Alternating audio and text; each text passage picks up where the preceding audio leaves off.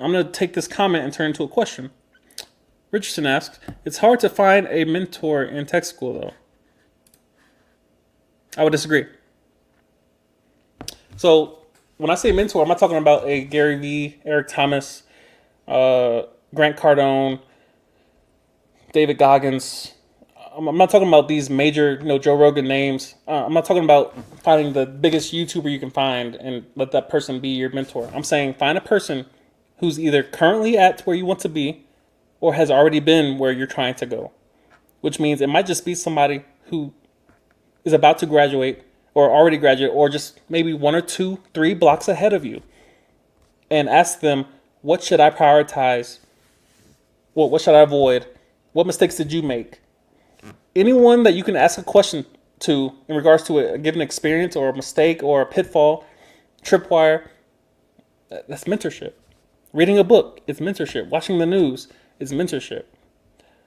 Most people think of a mentor and they think, I need a billionaire recluse that lives in a library and that eats the pages after he reads the page.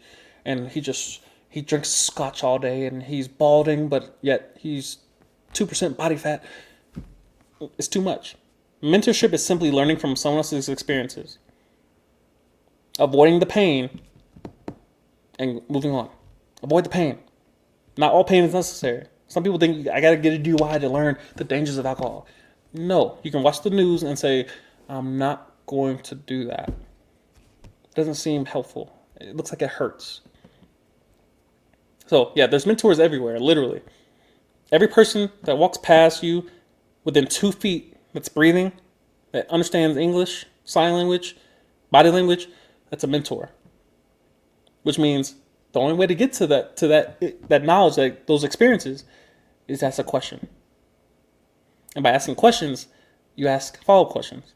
And by asking follow-up questions, you ask more follow-up questions. And then you'll realize this person's telling me the mistakes they made in 6th grade and how it directly correlates to seniorship, and then how they went to college and they made this mistake, and then they went here and made this mistake, but then they excelled over here because of this and this person they met.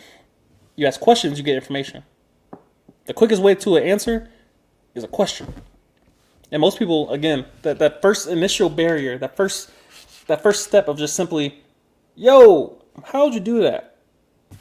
You got to answer already. But most people, again, by defining mentor at such a high level, people think there's no mentors around me. No, the person next to you is a mentor in some area, one or another.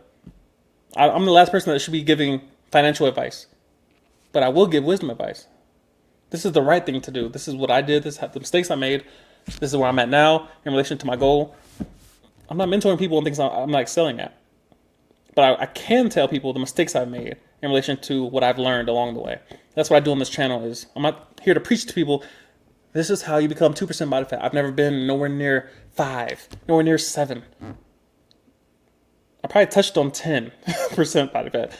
But yeah, telling people about your mistakes is just as valuable as telling people your successes. But I would argue the mistakes is a little bit more valuable, mainly because one mistake, it only takes one usually to derail many different things. Your reputation can be gone. Your career advances can be gone.